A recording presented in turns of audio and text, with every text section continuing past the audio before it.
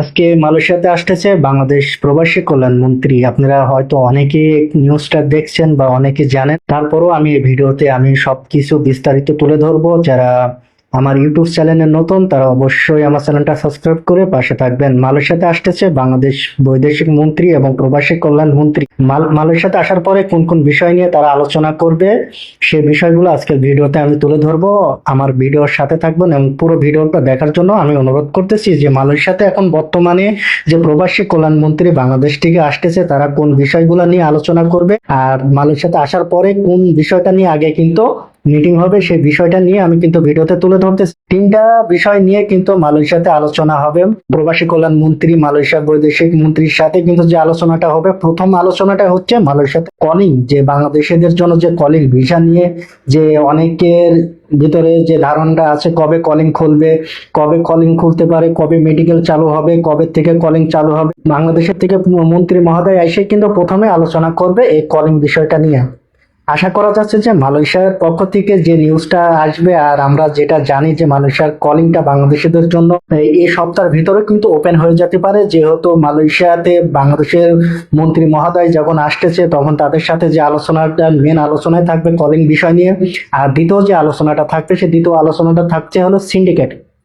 দেখেন, বিভিন্ন দেশ থেকে যেমন মালয়েশিয়াতে লোক আসতেছে, কর্মী আসতেছে, যেমন এখন পর্যন্ত কলিং খোলা আছে ইন্দোনেশিয়ার জন্য, নেপালের জন্য। এদের কিন্তু মালয়েশিয়াতে আসতে কিন্তু একদমই অল্প সীমিত খরচে কিন্তু এরা মালয়েশিয়াতে আসতে পারে। যেমন নেপাল থেকে মালয়েশিয়াতে ঢুকতে কিন্তু খরচ হয় মাত্র 3 থেকে 4 হাজার রিঙ্গিত, আর ইন্দোনেশিয়ার থেকে কিন্তু মালয়েশিয়াতে ঢুকতে খরচ হয় 2500 থেকে 3000 রিঙ্গিত, যেটা মালয় রিঙ্গিত। সেই টাকা অনুযায়ী বাংলাদেশের টাকা 80-90 হাজারের ভিতরে কিন্তু ওরা মালয়েশিয়াতে প্রবেশ করতে পারে এবং নেপাল থেকে কিন্তু মালয়েশিয়াতে এসে কর্ম করতে পারে। এইদিকে বাংলাদেশের জন্য যখন বাংলাদেশের কর্মী যখন মালয়েশিয়াতে আসে তখন কিন্তু সেটা মালয়েশিয়ার অঙ্কে এসে দাঁড়ায় 25 থেকে 27 হাজার রিঙ্গিত বা 30 হাজার রিঙ্গিতে যায়। সেজন্য মালয়েশিয়া সরকার থেকেও একটি ঘোষণা এর আগে আসছিল যে মালয়েশিয়ার বাংলাদেশ থেকে কর্মী নেবে, কিন্তু সিন্ডিকেটের মাধ্যমে না, সিন্ডিকেট ভেঙে যে যদি কর্মী পাঠাতে পারে আর বাংলাদেশ সরকার যদি সিন্ডিকেট ভাঙতে পারে সেক্ষেত্রে কিন্তু মালয়েশিয়া সরকার বাংলাদেশ থেকে কর্মী নেবে। এখন আমাদের যে প্রবাসী কল্যাণ মন্ত্রী যে বর্তমানে যে মালয়েশিয়াতে যাচ্ছে, ইনির প্রথম আলোচনাটাই হবে কিভাবে এই সিন্ডিকেট ভেঙে কিভাবে কর্মী তারা মালয়েশিয়াতে প্রেরণ করবে, এই বিষয় নিয়ে কিন্তু প্রথম আলোচনা এবং দ্বিতীয় আলোচনা সিন্ডিকেট নিয়ে।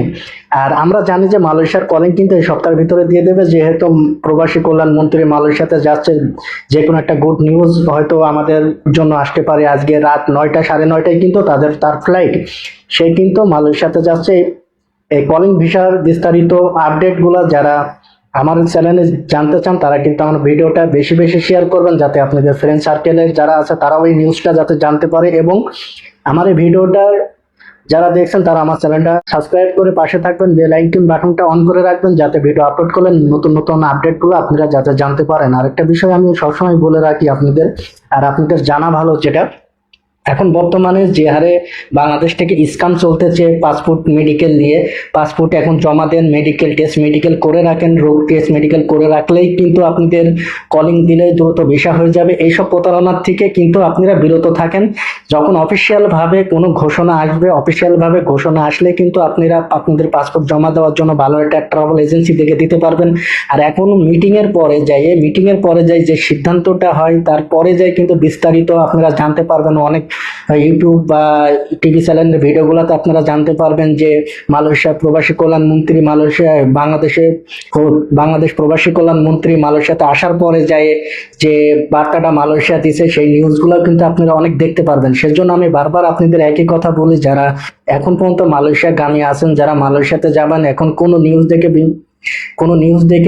চটকদার নিউজ দেখে আপনারা কোনো সময় আপনার মূল্যবান পাসপোর্ট তাদের হাতে তুলে দেবেন না। মালয়েশিয়ার কলিংটা এখন পর্যন্ত সার্কুলার দিয়ে ওপেন হয় নাই, আর আমরা আশা করি ওপেন হয়ে যাবে। সেজন্য আমি সবাইকে সতর্ক হওয়ার জন্য বলি।